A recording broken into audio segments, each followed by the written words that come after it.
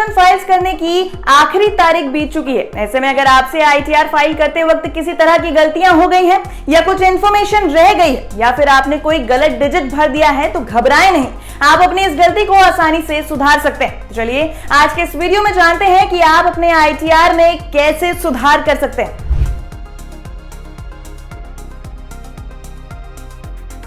सबसे पहले आपको बताते हैं रिवाइज ITR फाइलिंग के बारे में। अगर आपसे ITR भरने में कोई गलती हो गई है तो आपको रिवाइज ITR फाइल करना होगा।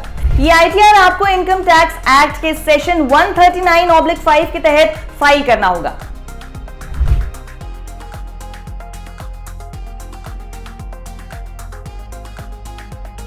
बता दें, रिवाइज ITR फाइल करने की भी एक आखिरी डेट होती है। इस साल की आखिरी डेट आने में अभी काफी समय। रिवाइज ITR फाइल करने की आखिरी तारीख इस बार 31 दिसंबर। इसका मतलब ये है कि इस आखिरी तारीख के आने से पहले आप रिवाइज ITR फाइल कर सकते हैं।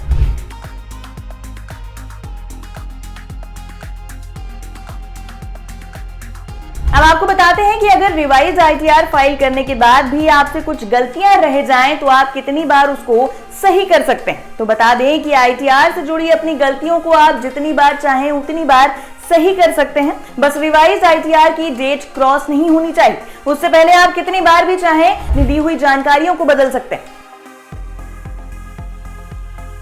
हालांकि कई बार रिवाइज ITR पर टैक्स एक्सपर्ट्स का मानना है कि रिवाइज ITR फाइल करने से आयकर विभाग की तरफ से स्क्रूटनी भी की जा सकती।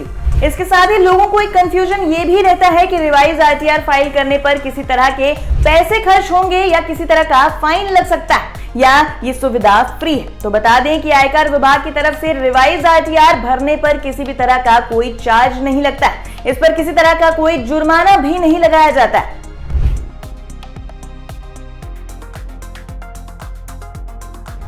लेकिन बता दें कि अगर आपने रिवाइज ITR भरते समय अपनी सैलरी से जुड़े कोई चेंजेस किए हैं तो आपको अपना सैलरी पर लगने वाले टैक्स का भुगतान करना होगा। अगर आप ऐसा नहीं करते हैं तो आप पर जुर्माना भी लगाया जा सकता है और बकाया रकम पर ब्याज भी लगाया जा सकता है।